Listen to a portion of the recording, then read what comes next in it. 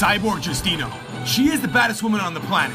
When that gate closes and an opponent is put in front of Cyborg, we know we're gonna see a vicious knockout. And since 2005, she's been unrivaled, unbeaten. She's went on the greatest winning streak in WMMA history, and it feels very similar to that of Fedor's reign. She's a big woman, and she fought at 145 pounds. She was the ex-Strikeforce 145-pound champion and the current Invicta 145-pound champion. But she's in UFC now, and she fought one catchweight fight, and she's gonna fight another catchweight fight. And her opponent has been named. The fight is gonna be at UFC 95, and she's gonna fight Lina Lansberg. Lina Lansberg has vicious elbows, and she fought in Cage Warriors. She has a kickboxing and Muay Thai background, and she has a lot of power in her fists and in her strikes.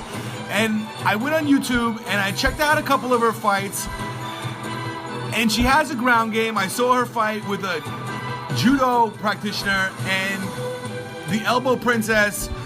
She did well on the ground. She actually won that fight on the ground. So Cyborg is gonna have to be careful in this fight, and she's gonna have to be wary of the striking of the elbow princess as well as her ground game. But on the other side of the spectrum, Lina Lansberg is gonna have to be really careful in the first round. When Cyborg unleashes in that first round, it is undeniably brutal.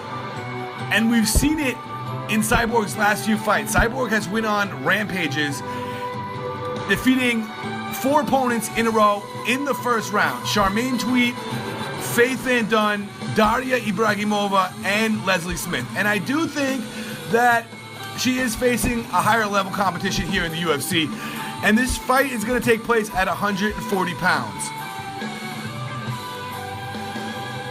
Lina has fought at 135 pounds, and she also fought at 145 pounds last time, and that was her first time at 145 pounds, and she did well. She's accumulated 6 wins in a row, 4 by knockout, and her only loss was in her first fight. Now, Cyborg, there's questions about starting 145-pound division, but as of now, there is no 145-pound division, and they have to fight at a catchweight. They have to fight at 140 pounds, and this fight, it's going to take place at UFC Fight Night 95. And this is going to be the first time that Cyborg is actually headlining a UFC event. So there's going to be a lot of fanfare there.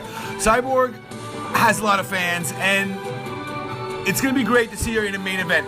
I want to ask you guys, the fans, if you've seen Lina's fights on YouTube, if you checked her out, and if you have, I would like to hear your prediction on this fight.